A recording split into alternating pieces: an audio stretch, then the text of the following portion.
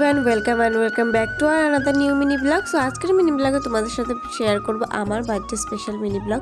হ্যাঁ, মানে গতকালই ছিল আমার বার্থডে, 14ই ফেব্রুয়ারি, যেদিন তোমরা সবাই ভ্যালেন্টাইন্স ডে পালন করো, সেদিন আমি আমার বার্থডে সেলিব্রেট করি। তো দেখো, তারপরে সকালবেলা ফ্রেশ ট্রেশ হয়ে যাওয়ার পর এখানে কিন্তু আমি আমার দুই বোন মিলে গেছিলাম বাজারে কেক আনার জন্য। মিডিল ক্লাস ফ্যামিলিতে ওই যেটা হয় আর কি, নিজের কেকটা নিজেকেই আনতে হয়।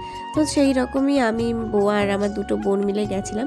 আর এখানে কেক টেক দেখছিলাম। দিন কিন্তু আমাদের এই কেকটাই পছন্দ হয়েছিল, খুব সুন্দর ছিল। আর এই দোকানের কেকগুলো খুব ভালো হয়, তো তাই জন্য কিন্তু আমরা এখান থেকে সব কিছু নিই। দেন তারপরে চলে আসলাম বাড়িতে। ওখান থেকে কিনেছিলাম একটা ওয়াইপস, তো সেটা দিয়ে একটু মুখ টুক পরিষ্কার করছিলাম। আর আমরা বাঙালিরা বেসিক্যালি যেটা করে থাকি, কেউ করে নাকি জানি না, কিন্তু আমি তো এটা করি যে এত বড় ওয়াইপসটাকে ওটাকে আমি ছিঁড়ে দুভাগ করে নিই, করে তারপর হাফটা দিয়ে মানে যেই কাজের জন্য করি সেটা করি, আর বাদ বাকি হাফটা কিন্তু আমি ঢুকিয়ে রেখে দিই। আচ্ছা, তোমরা কারা কারা এরকম করো অবশ্যই কিন্তু কমেন্ট করে জানিও, ঠিক আছে? আর হচ্ছে গিয়ে একটা জিনিস আমি খুব খেয়াল করছি যে আমি ভিডিও করি, অনেকেরই না এই বিষয়টা পছন্দ হয় না, মানে বুঝতেই পারছো যারা যারা ব্লগ করে থাকো। তো এরকম অনেকেই আছে যারা মানে আমাকে নিয়ে ঠাট্টা করে, হাসি করে, যে কী করছে, ব্লগ করছে, হাসছে।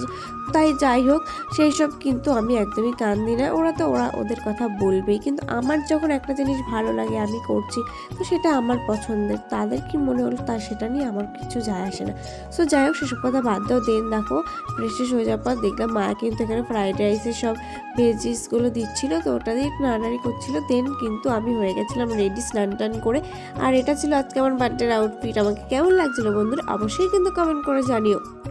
দেন কিন্তু এখানে বসে পড়েছিল আশীর্বাদের জন্য। তো ঠাম্মা এখানে ধান ধূপ দিয়ে সব আশীর্বাদ করছিল, আর আমার বোনও পাশে বসেছিল।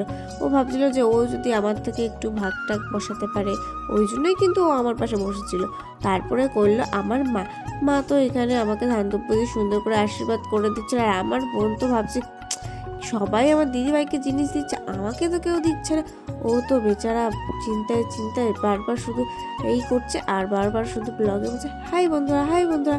তো কেমন লাগলো আজকের পার্টটা অবশ্যই জানিও। নেক্সট পার্টে আবার দেখা হচ্ছে।